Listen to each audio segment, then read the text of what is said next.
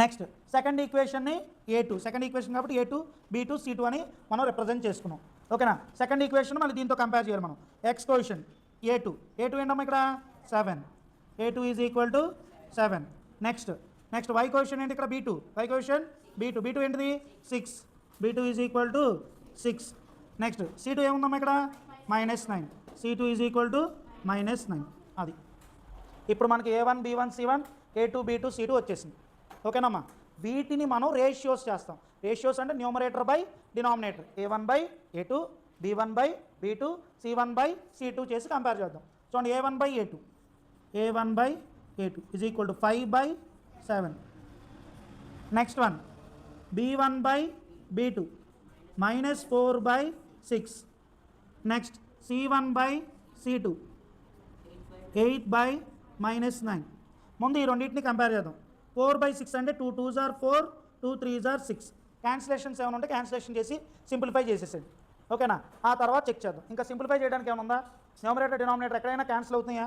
లేదు. ఏ టేబుల్తోనూ క్యాన్సిల్ అవ్వట్లేదు. సో ఇప్పుడు కంపేర్ చేద్దాం. First A1 by A2 B1 by B2 చూద్దాం. ఇక్కడేమో 5 బై 7 ఉందమ్మా, ఇక్కడేమో -2 బై 3 ఉంది. ఈ రెండు ఈక్వలా? కాదు. ఈ రెండు ఈక్వేషన్స్ ఈక్వల్ కాదు. ఇది కూడా ఈక్వల్ కాదు. ఓకేనా. ఫస్ట్ ఈ రెండు చూడాలి. ఈ రెండు ఈక్వల్ కాలేదనుకోండి అంటే ఏంటి ఇక్కడ condition? A1 by A2 is not equal to B1 by B2. ఈ రెండు ఈక్వల్ కాదు. ఫస్ట్ రెండు రేషియోస్ ఈక్వల్ కాదు. ఈక్వల్ కాదున్నప్పుడు మన కండిషన్ ఏంటమ్మా? Intersecting lines. ఏంటి కండిషను? Intersecting lines. ఒకవేళ ఈ రెండు ఈక్వల్ అయింది అనుకుందాం. ఓకేనా. సపోజ్ అయినాయి అనుకుందాం. అయితే ఈ రెండు ఈక్వేషన్స్ని కూడా చెక్ చేయాలి మనం. ఈ రెండు ఈక్వేషన్స్ని చెక్ చేసినప్పుడు A1 by A2 is equal to B1 by B2 అయ్యి B1 by B2 C1 by C2 కూడా చెక్ చేసినప్పుడు ఈ రెండు కూడా ఈక్వల్ అయితే అంటే A1 by A2 is equal to B1 by B2 is equal to C1 by C2 అయితే coincident lines.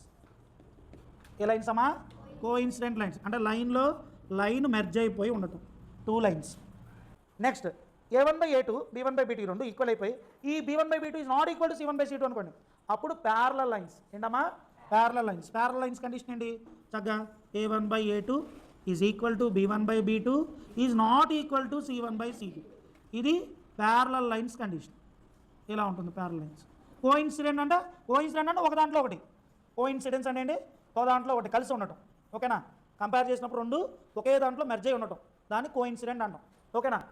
దాని కండిషన్ ఏంటి? A1 by A2 is equal to B1 by B2 is equal to C1 by C2. మన కండిషన్స్ని మనం చాలా జాగ్రత్తగా గుర్తుపెట్టుకోవాలి. ఓకేనా. ఇప్పుడు మనకు వచ్చినటువంటి పెయిర్ ఆఫ్ లీనియర్ ఈక్వేషన్స్ ఏంటిదమ్మా? మనకి ఇక్కడ వచ్చింది ఏంటి కండిషన్? అసలు మనకి intersecting lines. So therefore ఇక్కడ ఏం రాయాలి? Therefore the given pair of linear equations is intersecting lines. ఓకేనా. అది రాసేసాను. నెక్స్ట్ ఇది హోంవర్క్ చేయాలి. ఈ సెకండ్ వన్ మీరు ఏం చేయాలమ్మా? హోంవర్క్ చేసుకొని తీసుకురావాలి. Hey everyone! Thanks so much for watching our video. Please subscribe to the Talent Beginners YouTube channel and make sure to tap that bell icon. Remember to like, share, and comment too.